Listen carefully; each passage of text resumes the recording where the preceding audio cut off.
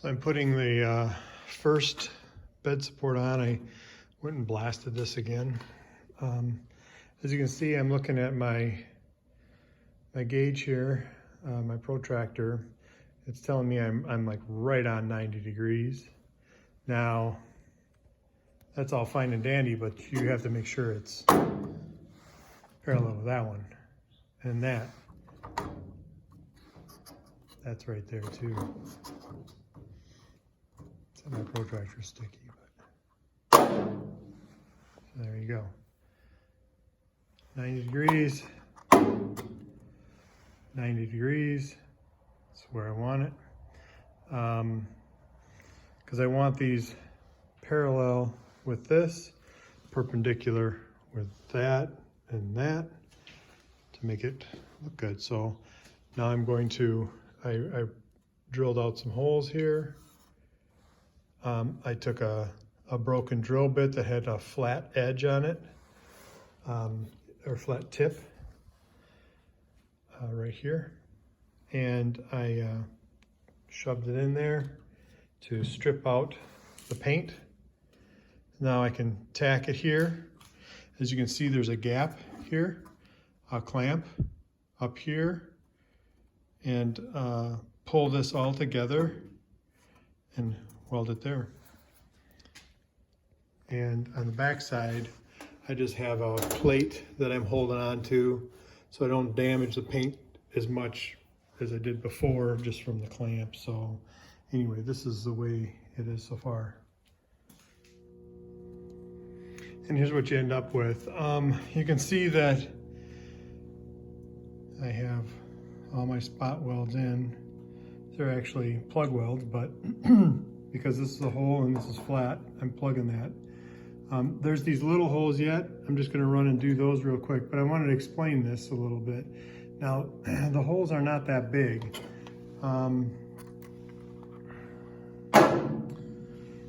They were probably no bigger than that size right there. So how you do this is people want to fill the hole, but instead, to get good penetration into here, you should hit that right in the middle. Hit that hole right in the middle and let that puddle come out kind of almost automatically into this piece. That way you have a good strong bond to here and here. If you were to go in there and kind of hit that edge and go around, you're not going to get the penetration into here. So you really got to nail this first and let the puddle come out to there, because I had such a small hole. If you had, now you're never going to be able to do it with that hole because it's way too small, because your arc is going to dance over this way and this way. But in this one, I was right in the middle. Strike it, let it build that puddle up. As I'm penetrating here, it'll melt into here. Just kind of wanted to explain that. Some people do them differently. Now if it was a big hole like this, start in the middle and work your way around like that. But these were small holes, so just kind of wanted to touch on that. But that's the front side support for the box. You can see how the gap here is kind of nice. It'll get better as I do body work because there'll be more fill and more primer and I'll cut that edge a little nicer. But generally speaking, that's a pretty good edge. It's pretty close to tight where I want it, the way it should be. So now I can plug these holes, and I'll explain that in a second. All right, and of course you can see I have bolts in. I've got 2 bolts in here, and I just snug those up when I squared this with this, leveled it with it.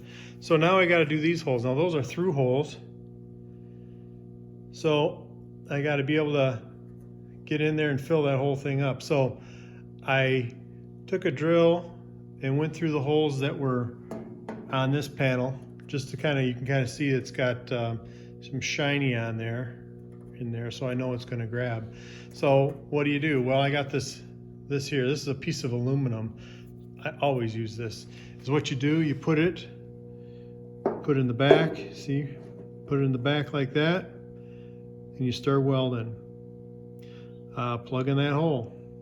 You may have to start the weld on an edge and work your way around, because now you're joining the edges together. You don't have that flat that you got to get to, so you join the edges together. That's what you got to do there. And then it'll fill in, and on the back side, it won't be smooth, but I'll show you how that actually looks. Some look better than others, but I'll show you the way it looks. So here it is. Again, what I did was those holes were here, bolted it, and then when I bolted it tight, I had it in 2 spots, but it wasn't sucked in all the way. So I bolted it, tacked it here, tacked it where the other bolt was, then I bolted it in the other holes, tacked it, made sure that this was tight up against here, as tight as I could get it, and then I did those holes. I did the technique I said. I put the aluminum behind it. You start on the welding on the edge this time and go around, because it's got a good ground, and then there's these little holes in there. I just kind of plug those two. But this is the ugly. This is the way they look. I mean, you're not, it's not perfect, but it's gonna get ground, and that's the key. So if we were to come over here, you can see, again, that's the ugly. This is the way plug welds will look. And on this side, I had the amps turned up a little higher because I could penetrate here. On this side, I had the amps turned up for the bigger holes. But this hole up here, I couldn't get behind. I kind of can't see that very well, but I couldn't get behind it because it goes into the tube here. So I had to turn the welder down so I can build in there rather than good penetration, because it's just a building thing. So, and then you come around to the other side, and as you can see, if I can find where my finger is, right there, that's what the backside looks like from the aluminum. It's just kind of crappy looking, but you grind that and you fill it and you're all good. You could even weld a little on there if you wanted to. There's another one there, see? And even up here, there's that one. That's what the backside of a weld looks like when I'm have the aluminum block there. So I just kind of wanted to explain how that was all done before I move on. And now I did the other one, the tailgate side. I cut the tab off for the hook for the chain that holds the tailgate on, because I'm doing something different. By doing that, there was a spot weld that kind of made a little rip in this, so I just welded it on there, and then I did my spot weld. I squared this just like I did the other side with my protractor. I set it on there, 90 degree, made sure it matched the other side, made it look right, blah, blah, blah. And there you go. And then I, again, spot welded, or plug welded actually, all these in. The idea is that this edge right here, between the box side and this support, is going to be a straight line. Although I'm going to mold it together on the ends, so you won't be able to tell the two pieces different. But on this side, I want a line. There's a reason for that. I thought about smoothing this out and making it just kind of all one box. I've seen that done on other trucks, not these specifically, but other trucks, I've seen them where they mold these in. Sounds all fine and dandy, except when you get to here. This is the box frame, this is the box side. So, in order for me to smooth all this in, I would also have to eliminate this line. Okay, doesn't seem like that big of a deal, right? But when you have this all together, when you have this whole thing together, this side gets kind of long. This is all my opinion. This gets kind of long, and if you eliminate this focal line, then that side of that box looks really deep. you know, it looks off to me. So by breaking it up like this, it gives your eyes something to stop at. It doesn't make it look so deep. Follow me? So this line is going to stay there. Therefore, I cannot mold these in because I wouldn't be able to transition it properly here. See? I mean, you could mold it in here, mold it in there, and just leave this line if you wanted to. But then, to me, it doesn't look right because this is a different piece from these, so you don't want to mold it in. That's just my brain thinking on how I want this thing to look. And obviously that's the way it was originally, although I am changing a few things, but that's one thing I don't want to change. So there is that. Next step would probably be grinding these off, and I'll show you how that. And of course, this is the burn marks from the backside. Like it's no big deal. You grind that off. We'll reseal and reprime that.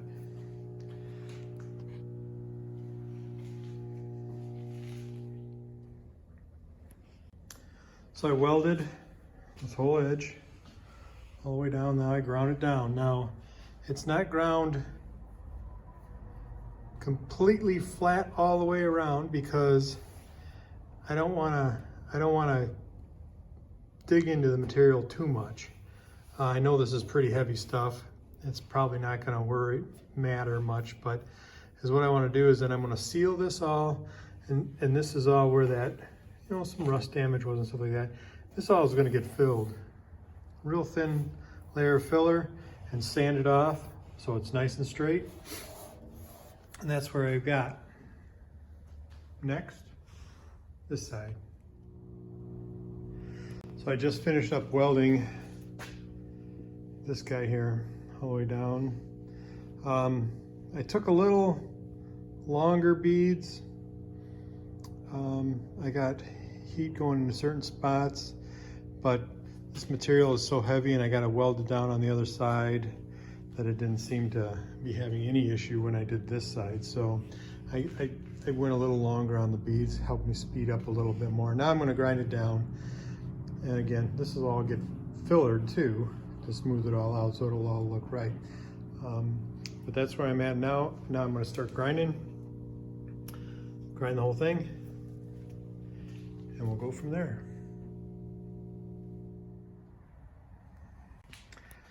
See, I got this all ground down now, all the way down. And in reality, to do all this in a weld, and then grind it smooth like that probably only took me about 35 minutes, so it wasn't that bad. Of course, I'm using this guy because it's smaller and I can control it against this edge here. Prefer not to hit that edge, although I did hit that edge over here. But anyway, that's what I got going on. I then welded this edge right along this edge here. There's the two pieces of metal that come together here, and originally they're just sandwiched like that. Well, I welded them. So this will all be one piece then. And then I welded, or I ground down these, ground down this stuff here, and then I welded along that whole edge there. So that's what I did so far. And then I think next is I got this metal out. I'm going to cap this on both sides. And then I think other than sanding it down, I'll be ready for primer. So there it is.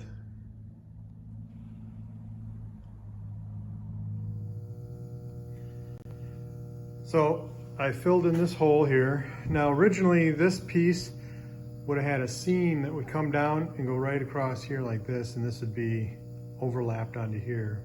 So what I did is I took this piece and moved it back just slightly, probably less than 1/8 inch, and then I flushed it out so it's going to be flush all the way through here. So when you look at it, it'll look like it's all one piece. And here's where I'm at with this side. I'm shaping the the template here, or the plug here. I got it pretty close. Now I can start welding it. Looks like I might have to grind just a tick out right here, just so I can move that in just a hair so it's a little more flush. And then sometimes you got to fill gaps, although that gap's not bad at all. Some gaps get pretty big, sometimes it's a little sloppy, but this one turned out pretty good. But you can see, like right down in here, I'll have to build with weld all up underneath here. So, and then I'll grind it all in, just like I did the other one. I'm not too worried about how thin the metal is going to get or anything, because this is pretty thick. This is like a 16 gauge, so it's kind of thick material. I'll weld it to get good penetration. I can grind it, it's not going to go anywhere. So, and then I see I got a little dent right here that I wasn't able to pound out, so I'll grind that out, and then I'm going to weld it, and then I'll reform it with the weld and the grinder. So that's where I'm at. Touch more on there, weld it up, I'll show you where I'm at. So I just primed, I primer sealed, and I primed this whole thing here. You can see it's not smooth. I didn't want it smooth. I'll put filler in there to make it smooth. That way the weld is built up and strong, and I'm not grinding away at this material. I'm not so worried about the floor, but since this one was already half deteriorating and stuff, so then now I can go over that, smooth that out on both sides, here and here. I also showed part of this piece that I've put in here. This is kind of the finished. You can see I can tack a little weld there and then grind that off, and we're all good. I had a dent up here. I put a weld in there and ground it out. Not perfect, but I'm not in the bodywork stage, because some of that welding I do will also be in that bodywork stage. Right now I'm just trying to get this thing kind of together and sealed, and so I can move on. But yeah, there it is. It's all, the side supports are all done. The other thing that I did do while I was here, I did the gate, the tailgate. I scuffed that all up. Now that was, looked like it was like a galvanneal material, which is kind of a galvanized steel, but it's been annealed so you can bend it. That's how they could do all this. But the other nice thing about that is it doesn't rust right away. It has that galvanizing on there that won't rust. That's what it looked like it was. So here it is. I got that sealed and primed. Again, I keep saying it, but it's a DP90, and this is in K36. So after that, then I'll have to put that gate on here. So, all right.